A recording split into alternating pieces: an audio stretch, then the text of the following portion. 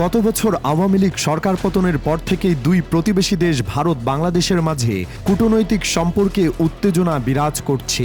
বেশ কিছুদিন দ্বিপাক্ষিক বৈঠকের চেষ্টা করে থাইল্যান্ডের ষষ্ঠ বিমস্টেক শীর্ষ সম্মেলনের ফাঁকে বাংলাদেশের অন্তর্বর্তী সরকারের প্রধান উপদেষ্টা ডক্টর মোহাম্মদ ইউনূসের সাথে ভারতীয় প্রধানমন্ত্রী নরেন্দ্র মোদীর বৈঠক হয়। এই বৈঠকের পর এবার ভারতের পররাষ্ট্রমন্ত্রী এস জয়শঙ্কর দাবি করলেন যে বাংলাদেশের ভালো ভারতের থেকে বেশি কোনো দেশ ভাবে না।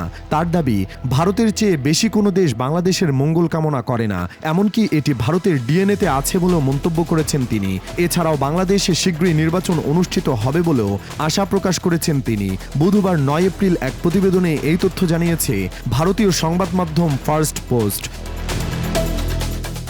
সংবাদ মাধ্যমটি বলছে, নয়াদিল্লিতে ভারত মণ্ডপে নিউজ 18-এর ফ্ল্যাগশিপ রাইজিং ভারত সামিট 2025-এর দ্বিতীয় দিনে ভাষণ দিতে গিয়ে ভারতের পররাষ্ট্রমন্ত্রী এস জয়শঙ্কর বুধবার বাংলাদেশের সাম্প্রতিক ঘটনাবলী নিয়ে উদ্বেগ প্রকাশ করেছেন এবং জোর দিয়ে বলেছেন, নয়াদিল্লি তার প্রতিবেশীর জন্য মঙ্গল কামনা করে। তার মতে, ভারত ও বাংলাদেশের মধ্যে কয়েক দশকের পুরনো এই সম্পর্ক জনমুখী।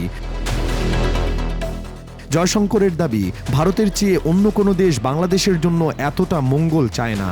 তিনি বলেন, আমি মনে করি আমাদের পক্ষ থেকে বৈঠকে যে প্রধান বার্তাটি বেরিয়ে এসেছে তা হলো, ঐতিহাসিক কারণে বাংলাদেশের সাথে আমাদের সম্পর্ক খুবই অনন্য। এটি মূলত জনগণের সাথে জনগণের সংযোগ, সম্ভাব্য অন্য যে কোনো সম্পর্কের চেয়ে অনেক বেশি, এবং এটিই আমাদের স্বীকৃতি দেওয়া উচিত। তিনি বলেন, দ্বিতীয়ত, বাংলাদেশের মানুষের কাছে যে বক্তব্য বেরিয়ে আসছে তা নিয়ে আমাদের উদ্বেগ রয়েছে। আমরা যে মৌলবাদী প্রবণতা দেখছি তা নিয়ে আমাদের উদ্বেগ রয়েছে।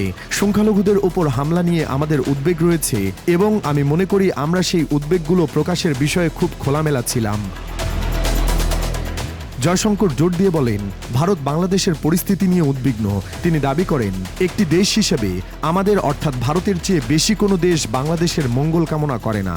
এটা আমাদের ডিএনএতে আছে এবং একজন শুভাকাঙ্ক্ষী হিসেবে, একজন বন্ধু হিসেবে আমি মনে করি, আমরা আশা করি তারা সঠিক পথে চলবে এবং সঠিক কাজ করবে।